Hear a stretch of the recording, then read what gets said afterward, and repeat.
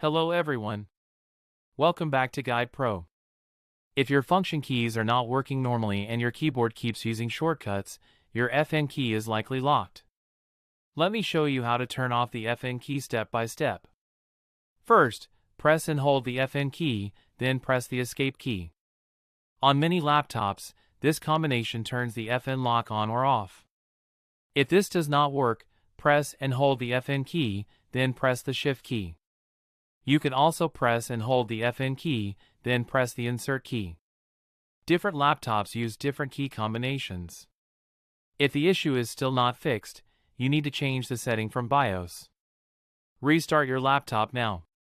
While the laptop is turning on, press the BIOS key like F2, delete, or escape. Once you enter BIOS settings, open System Configuration. Look for an option called Action Keys Mode or FN Key Behavior. Set this option to disabled or standard function keys. Now save the changes and exit BIOS. After restart, your F1 to F12 keys will work without pressing the FN key. Like the video if it helped. Subscribe to Guide Pro for more PC fixes and keyboard troubleshooting videos.